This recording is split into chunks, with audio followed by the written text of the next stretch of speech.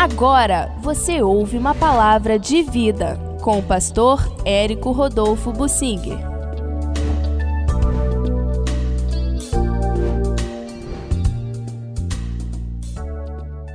No cântico de louvor de Ana, a fé no Deus que é soberano. Muita gente se chama Ana, e eu acredito que a maioria no meio cristão, por causa da Ana do Samuel. Na verdade, Ana do Eucana, o esposo dela, e que aguardou com muita ansiedade a chegada do Samuel.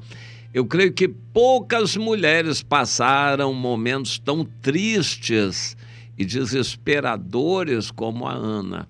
Naquela época, ser uma mulher estéril era considerado uma maldição de Deus. Mulher que não tivesse filhos, para que servia? Uma mulher que não conseguia engravidar. E uma exceção foi aberta no caso do levita, o levita Eucana, esposo da Ana.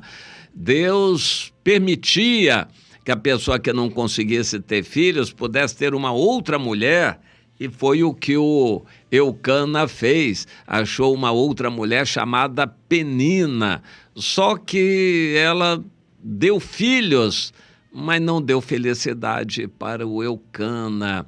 E a convivência de duas mulheres mostra sempre na Bíblia que isso não é bom. A bigamia não é uma coisa boa. A pessoa vai acabar se dedicando a uma, desprezando a outra. Isso aí é inevitável. Isto não deve acontecer. E em Coríntios, a carta aos Coríntios, o apóstolo Paulo diz que uma das qualificações do homem de Deus é que seja esposo de uma só mulher. Também em Timóteo, em Tito, são qualificações do homem de Deus. E isso é importante frisar por causa da fidelidade, o amor, o valor da família. Davi, por exemplo, não teve uma família, teve várias famílias e não foi feliz.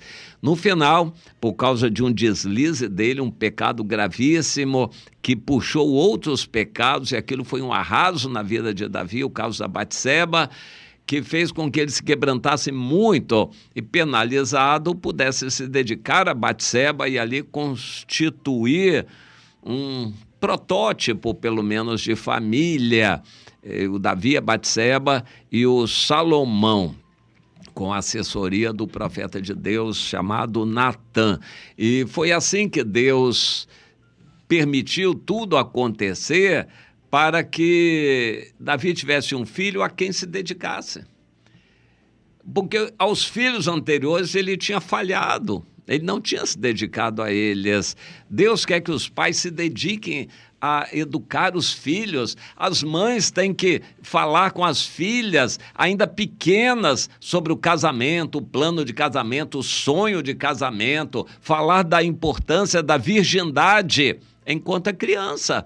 Não vai falar na adolescência, não. Muitas meninas adolescentes já têm cabeça feita e já perderam a virgindade. Tem que falar sobre virgindade enquanto a menina é criança. Os pais têm que ensinar coisas importantes para os filhos enquanto eles são pequenos. Depois, quando quiserem ensinar, os filhos já terão cabeça feita pelo mundo e não aceitarão. Portanto, os pais têm que assumir a família e se dedicar aos filhos, o que Davi não tinha feito, mas depois de uma crise muito grande por causa da Batseba, então ele pôde se dedicar ao filho Salomão, e quem dá testemunho disso é o próprio Salomão, em Provérbios, no capítulo 4, contando o que Davi fazia para dar atenção a ele. Bom, a Ana era uma mulher muito triste, tristonha, arrasada, e o marido arranjou uma outra mulher. Aí a situação piorou, porque a outra, por ter tido filhos, humilhava a Ana, a Penina. A Ana sofreu muito e, angustiada, desesperada, ela fez um voto a Deus, e Deus precisava que ela fizesse aquele voto de consagrar a Deus, entregar totalmente a Deus o filho, se Deus desse a ela um filho varão. E foi o que aconteceu. O filho Samuel foi entregue ao Senhor desde pequeno, assim que desmamado, e foi criado pelo sacerdote, foi adotado pelo sacerdote. Ele já era levita, foi adotado pelo sumo sacerdote e então passou a ser como que um sacerdote, porque Deus queria matar os filhos mais velhos, digamos assim, do Eli, e o Eli ficaria então só com o Samuel. Por fim, Deus tirou a vida do Eli também, que já velho não servia mais para nada. O que ele tinha feito, o exemplo que ele tinha dado, a permissão que ele tinha dado para os filhos desencaminharem o povo de Deus religiosamente, é o que muitos pastores têm feito, desencaminhado o povo de Deus. Eles vão pagar caro diante de Deus, mas o pior é que os que foram desencaminhados, infelizmente, vão sofrer também. É o que diz a Bíblia em 2 de Pedro. Mas eu quero focalizar aqui em 1 Samuel 2, o cântico da Ana. Depois que o Samuel veio, ela ficou maravilhada, ela se sentiu a mulher mais feliz do mundo, mais realizada. Alguma outra podia dizer, teve um filho, eu já tive 3. Ela está cantando aí como uma galinha que pôs um ovo grande, cantando muito, cacarejando, e porque teve um filho, eu já tive 3, a outra diz, eu já tive 5.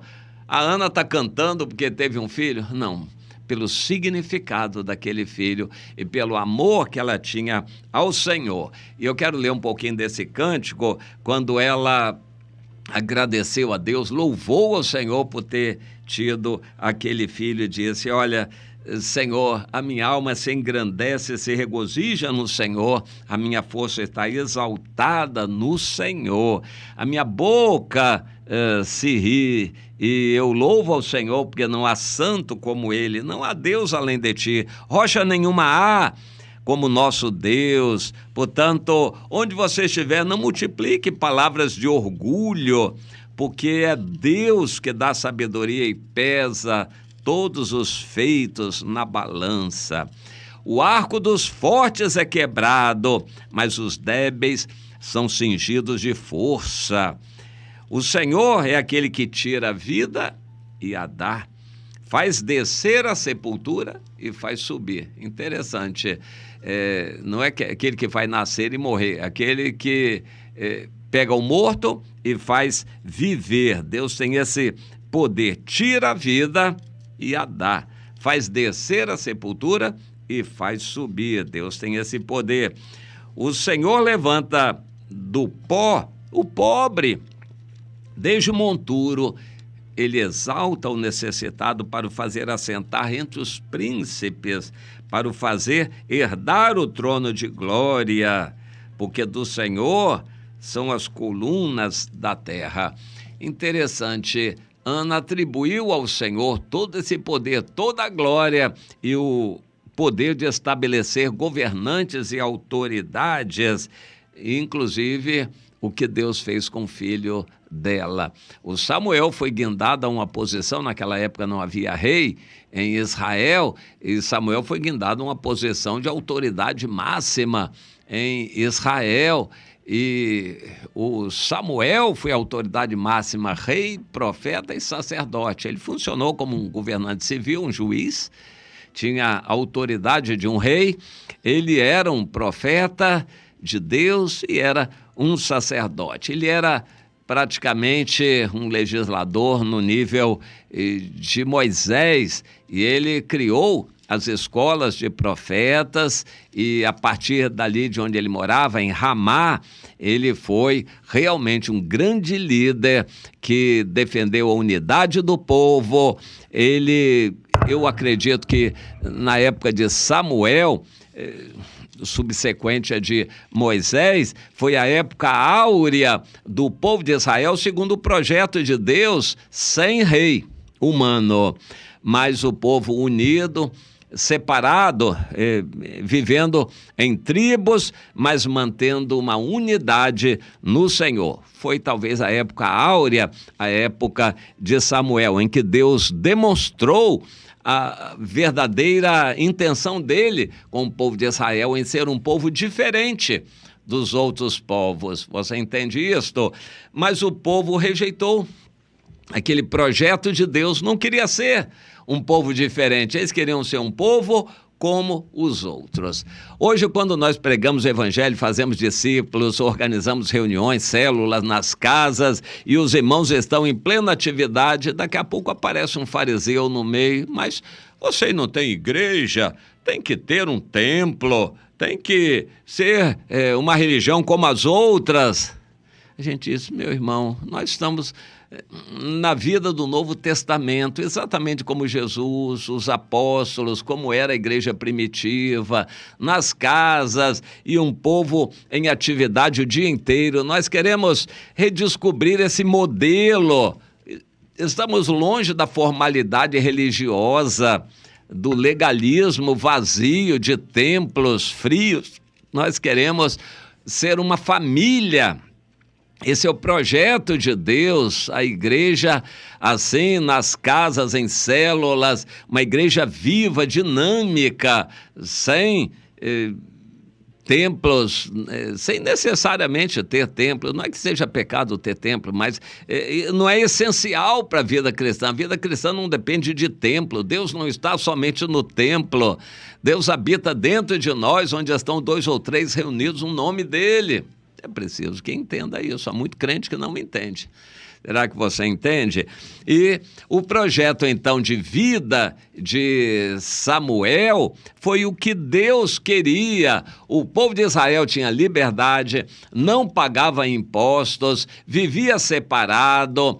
Deus levantava os líderes em épocas de guerras. Era Deus quem levantava esses líderes e sempre vencia. Quando estavam em obediência a Deus, sempre venciam os inimigos. Eles não dependiam de exércitos, de palácios, de um rei, de um reino. Eles eram o povo de Deus e tinham Deus com eles. E a Ana está exaltando aqui essa grandeza de Deus, o poderoso, para exaltar, defender o seu povo, dar vitória e para condenar os adversários também. Ela diz no versículo 10, aqueles que contendem com o Senhor serão quebrantados, pois o Senhor troveja dos céus sobre eles. O Senhor julga as extremidades da terra e dá força ao seu ungido. Ana reconheceu isso e o privilégio que ela teve em participar desse processo em que o filho dela seria um líder, não um rei com coroa na cabeça, mas um verdadeiro líder espiritual. Deus continuou com o mesmo projeto, querendo que nós sejamos líderes para outros, influenciando pessoas, que sejamos uma ação vivente de Deus em nós, influenciando por onde a gente passa, evangelizando, fazendo discípulos, congregando as pessoas. Deus quer que cada um seja assim. Nós devemos ser uma fábrica de discípulos e não um depositário estático de crentes dentro das 4 paredes de templos. Deus nos quer dinâmicos, saindo, indo, atuando, influenciando o mundo pelas casas, pelas famílias, uns aos outros, reunindo 2 ou 3 aqui, ali e acolá, em todo lugar. É assim que Deus nos quer. Mas para alguns, Deus está só lá no templo, é lá que se pratica a religião. Religião morta é verdade, mas é lá no templo que se pratica a religião e alguns só enxergam isso, templo, reunião, mas Deus quer vida. E a Ana discerniu isto e ela cantou e louvou ao Senhor e se alegrou, porque Deus a usou para trazer o Samuel, um símbolo de um homem de Deus, a semelhança de Jesus, que iria congregar o povo de Israel naquele modelo da época dos juízes. Veja se você entende isso, o privilégio que a Ana teve. Você, como a Ana, pode ter esse privilégio também de estar gerando pessoas que vão ser cheias do Espírito e servir ao Senhor de todo o coração.